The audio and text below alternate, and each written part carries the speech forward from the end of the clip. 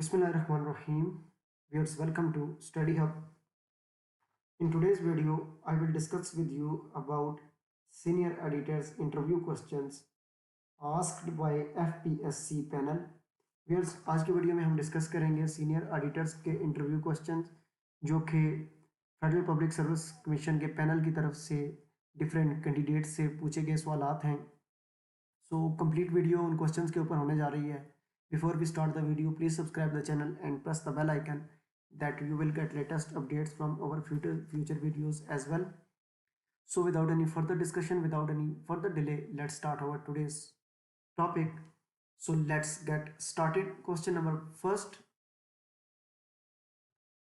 Purpose of accounting. Viewers, पहला question जो पूछा गया था फेडरल पब्लिक सर्विस कमीशन के पैनल की तरफ से और उन्होंने पूछा था कि पर्पस ऑफ अकाउंटिंग क्या है। The primary role of accounting is to maintain a systematic, accurate, and complete record of all financial transactions of a business. The purpose of accounting is to accumulate and report on financial information about the performance, financial position, and cash flows of a business. This information is then used to reach decisions about how to manage the business or invest in it or lend money to it. This information is accumulated in accounting records with accounting transactions, which are recorded either through such standardized businesses transactions as customer invoicing or supplier invoices, or through more specialized transactions known as journal entries. Viewers, after reading the definition, we can understand that the purpose of accounting is the primary role of accounting is to maintain a systematic, accurate, and complete record of all financial transactions of a business. Viewers, जैसा कि हम जानते हैं कि accounting is the language of business, accounting को business की language कहा जाता है और बेसिक पर्पस जो है अकाउंटिंग का मेंटेन करना, सिस्टमेटिक, एक्यूरेट और कंप्लीट रिकॉर्ड जो है तमाम फाइनेंशियल ट्रांजैक्शंस का, बिजनेस ट्रांजैक्शंस का। For the purpose of accounting is to accumulate and report the financial information about the performances और जो मेन पर्पस है अकाउंटिंग का रिकॉर्ड को, फाइनेंशियल ट्रांजैक्शंस को मेंटेन करना, रिकॉर्ड करना बुक्स ऑफ अकाउंट्स में, ताकि जो है बिजनेस की फाइनेंशियल पोजीशन को चेक किया जा सके, financial position and cash flows of a business.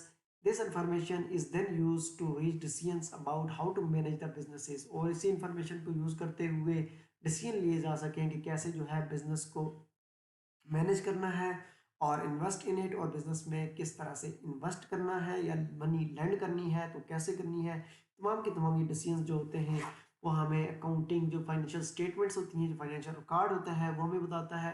उसके साथ साथ this information is accumulated in accounting records with accounting transactions which are recorded either through such standardized business transactions as customer invoicing or supplier invoices or through more specialized transactions known as journal entries.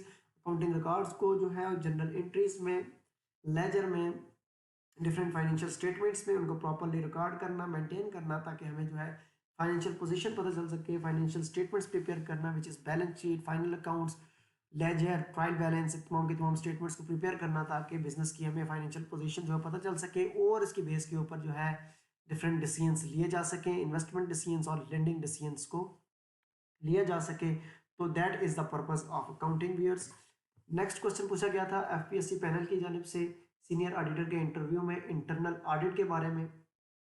Internal auditing is an independent, objective assurance and consulting activity designed to add value and improve an organization's operations.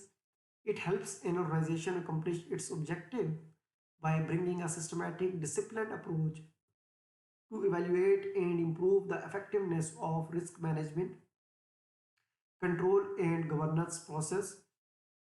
Internal auditing might achieve this goal by providing insight and recommendations based on analysis and assessments of data and business processes. Whereas internal auditing is an independent, objective assurance and consulting activity designed to add value and improve an organization's operations.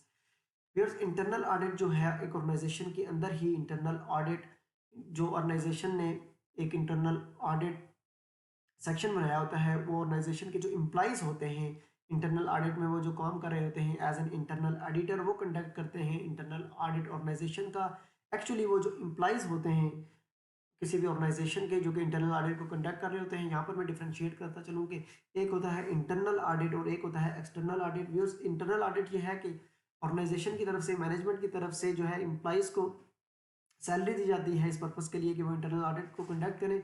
और external audit ये है कि outsiders जो होते हैं auditors, वो आते हैं ऑर्गेनाइजेशन का जो इंडिपेंडेंटली ऑडिट करते हैं फाइनेंशियल स्टेटमेंट्स का, जो कि एम्प्लॉयज़ नहीं होते ऑर्गेनाइजेशन के, आउटसाइड ऑफ द ऑर्गेनाइजेशन से आते हैं। लेकिन जो इंटरनल ऑडिट कंडक्ट करते हैं वो ऑर्गेनाइजेशन के एम्प्लॉयज़ होते हैं, इंटरनल ऑडिट सेक्शन में वर्क कर रहे होते हैं, इंटरनल ऑडिट में चेक कर रहे होते हैं स्टेटमेंट्स को, बुक्स ऑफ रिकॉर्ड्स को, फाइनेंशियल स्टेटमेंट्स को, कि everything is done as it should be, कि तमाम चीज़ें जो फाइनेंशियल स्टेटमेंट्स में, बुक्स ऑफ अकाउंट्स में, फाइनेंशियल एंट्रीज रिकॉर्ड की जा रही हैं वो वैसा ही है जैसे उनको होना चाहिए। और उसके साथ साथ जो वैल्यू ऐड करते हैं, इंप्रूव ऑर्गेनाइजेशन ऑपरेशंस को, उसको हेल्प करते हैं ऑर्गेनाइजेशन की ताकि वो अकम्प्लिश कर सके ऑब्जेक्टिव्स को, bringing systematic discipline approach to evaluate and improve the effectiveness, ताकि ऑर्गेनाइजेशन जो है अपनी इफेक्टिवनेस को इंप्रूव कर सके। Risk management, control and governance processes को internal auditing might achieve this goal by providing insight and recommendations. और जो इंटरनल ऑडिटर्स होते हैं वो अपने जो है इनसाइट व्यूज देते हैं तमाम चीज़ों को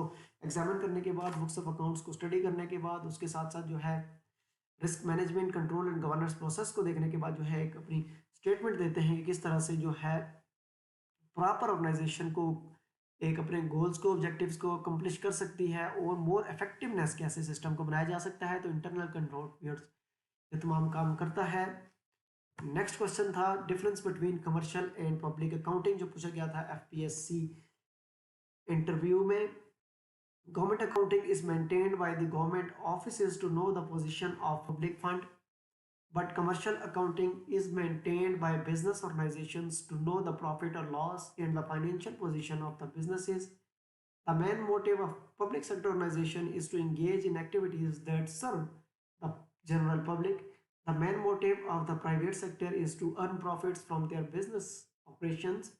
The capital for public sector undertakings comes from tax collections, excise and other duties, bonds, treasury bills, etc. Whereas after reading the paragraph, we can understand that government accounting or public accounting is maintained by the government offices to know the position of public fund, के public accounting या government accounting maintain की जाती है government offices से, जिससे वो के position पता कर सकें public fund की। On the other hand, commercial accounting is maintained by business organizations to know the profit or loss। और जो commercial accounting होती है वो इसलिए मेंटेन की जाती है बिजनेस ऑर्गेनाइजेशंस की तरफ से कि उसमें प्रॉफिट एंड लॉस को मेजर किया जा सके, फाइनेंशियल पोजीशंस को देखा जा सके, फाइनेंशियल स्टेटमेंट्स को देखते हुए, पोजीशंस को देखते हुए डिसीजन लिए जा सके। मेन मोटिव जो होता है पब्लिक सेक्टर ऑर्गेनाइजेशंस का, to engage in activities that serve the general public. और जो पब्लिक अकाउंटिंग का मेन मोटिव ये होता है कि पब्लिक फंड को फुली यूटिलाइज करना, उनका वेस्टेज ना हो, उसके साथ साथ उनको इस तरह की एक्टिविटीज़ में इंगेज किया जाए जहाँ पर जो है जनरल पब्लिक को फ़ायदा हो। और मेन मोटिव जो प्राइवेट सेक्टर का होता है वो अर्न प्रॉफिट होता है from their business operations. The capital for public sector, जो पब्लिक सेक्टर का जो कैपिटल होता है वो आता है टैक्सेस कलेक्शन से, एक्साइज से, अदर ड्यूटीज से, बॉन्ड से, ट्रेजरी बिल एक्सेट्रा से। सो ये था difference between commercial and public accounting. Next question पूछा गया था फेडरल पब्लिक सर्विस कमीशन के सीनियर ऑडिटर्स इंटरव्यू में कि who are the end users of financial statements, के फाइनेंशियल स्टेटमेंट्स के एंड यूजर्स कौन है। Primary users of accounting information, internal users, external users and the government which is specific from an external users. Views financial statements के users बताने थे कि कौन होते हैं। इसमें जो है मैनेजमेंट और कंपनी भी फाइनेंशियल स्टेटमेंट्स के यूजर्स होते हैं, कस्टमर्स होते हैं, ऑफ कोर्स कंपिटिटर्स होते हैं, गवर्नमेंट एंड गवर्नमेंट एजेंसीज होती हैं, एम्प्लॉयज़ होते हैं, इन्वेस्टमेंट एनालिस्ट होते हैं, लेंडर्स होते हैं। और इसके साथ साथ जो है अगर आपने बारो करनी है मनी को तो बैंक इंस्टीट्यूशंस होते हैं या फाइनेंशियल इंस्टीट्यूशंस जिसने आपको जो है लोन देना है तो वो स्टडी करके तमाम डॉक्यूमेंट्स आपको जो है लोन देते हैं। तो तमाम के तमाम एंड यूजर्स होते हैं फाइनेंशियल स्टेटमेंट्स के। इन्वेस्टर्स हो सकते हैं, शेयर होल्डर्स हो सकते हैं, कंपनी की मैनेजमेंट है, उसके साथ साथ जो है कंपिटिटर्स होते हैं, एम्प्लॉयज़ होते हैं, इन्वेस्टमेंट एनालिस्ट होते हैं और लेंडर्स होते हैं। नेक्स्ट जो थी व्हाट इज़ फेयर वैल्यू, ये क्वेश्चन पूछा गया था एफपीएससी इंटरव्यू में सीनियर ऑडिटर के। Fair value in accounting refers to the practice of measuring your business liabilities and assets at their current market value. In other words, fair value is the amount that an asset could be sold for or that a liability could be settled for. That's fair to both buyer and seller. Fair value refers to the actual value of an asset, a product, stock or security that is agreed upon by both the seller and the buyer. Fair value वो value होती है कि उस value को हम refer कर सकते हैं कि एक्चुअल वैल्यू होती है एक एसेट की, प्रोडक्ट की, स्टॉक की, सिक्योरिटी की, जहाँ पर जो है बायर और सेलर दोनों एग्रीड होते हैं कि एक प्राइस के ऊपर। That is called the fair value. और फेयर वैल्यू अकाउंटिंग में जो रेफर किया जाता है वो प्रैक्टिस है कि मयरिंग your business liabilities and assets eight their current market value, जहाँ पर जो है fair value is the amount that an asset could be sold. और फेयर वैल्यू में जिसमें एक एसेट को कुड बी सोल्ड किया जा सकता है या तो जो है लाइबिलिटी को सेटल डाउन किया जा सकता है। So that is fair value where जिसमें बोथ बायर्स एंड जो है सेलर जो है वो एग्रीड होते हैं। नेक्स्ट क्वेश्चन व्यूअर्स पूछा गया था जो एफपीएससी के पैनल की तरफ से, वो था एक्चुअरी स्टडीज के बारे में। Overview: actuary assess evaluate and manage the financial risk faced by individuals, organizations and governments to plan effectively for the future. The risks assessed by actuaries can include illness, disability and death, the effects of natural disasters and major economic or social change. Viewers, actual studies में एक overview करते हैं, evaluate करते हैं, manage करते हैं financial risk को जो फेस कर रहे होते हैं ऑर्गेनाइजेशंस, इंडिविजुअल्स या गवर्नमेंट्स, और प्लान करते हैं इफेक्टिवली ताकि फ्यूचर में कैसे जो है रिस्क को मिनिमाइज किया जा सके। ऑफ कोर्स रिस्क को एलिमिनेट तो नहीं कर सकते, लेकिन रिस्क को समहाउ मैनेज कर सकते हैं या इसको डिक्रीज कर सकते हैं, मिनिमम कर सकते हैं। उसके साथ साथ जो है असेस करते हैं इस एक्चुअल स्टडीज़ में कि जो इंक्लूड करती है इलनेस, डिसेबिलिटी, डेथ या इसके साथ साथ नेचुरल डिजास्टर्स जो होते हैं, मेजर इकोनॉमिक और सोशल चेंज। तो इनमें जो है इस चीज़ का एनालिसिस करना फाइनेंशियल रिस्क बेस्ड, और उसके साथ साथ इनको इफेक्टिवली प्लान बनाना ताकि फ्यूचर में जो है कम से कम मिनिमाइज तो कर सकें रिस्क को। नेक्स्ट क्वेश्चन पूछा गया था mountains in Pakistan FPSC panel की तरफ से। Pakistan is home to 108 peaks above 7,000 meters and 4,555 above 6,000 meters. Karakoram, including the world's second highest peak K2, 8,611 meters or 28,251 feet. Himalayas highest peak in Pakistan is Nanga Parbat, 8,126 meters, 26,660 feet. Hindu Kush highest peak in Where's Turkmere, 7,690 meters, 25,230 feet. Where's mountains in Pakistan के बारे में question पूछा गया था। Of course Pakistan में जो है second largest mountain है which is known as K2। और इसमें हम देखते हैं कि नेक्स्ट जो है कौन कौन सी माउंटेन्स हैं इन पाकिस्तान में, और उसके वर्ल्ड रैंक वाइज स्टडी कर लेते हैं। और रैंक जो है पाकिस्तान में वर्ल्ड में जो है सेकंड नंबर पे है, और पाकिस्तान में जो है फर्स्ट नंबर पे है। नेम है K2 माउंटेन, इसकी हाइट है 8,611 और लोकेशन इसकी है कराकोरम। नंबर 9 पे वर्ल्ड लोकेशन पे है, और पाकिस्तान में सेकंड पे है नांगा पर्वत 8,126 के साथ हिमालयाज में। इसी तरह 11 में वर्ल्ड में है और पाकिस्तान में थर्ड पे है, कराकोरम रेंज में है व्यूअर्स। इसी तरह जो है ब्रॉड वीक है और डिफरेंट जो है ये लिस्ट है 4 से 5 की माउंटेन्स इन पाकिस्तान, ये आपके सामने हैं। नेक्स्ट जो है इन विच ईयर यूएसएसआर डिसॉल्व, ये क्वेश्चन पूछा गया था।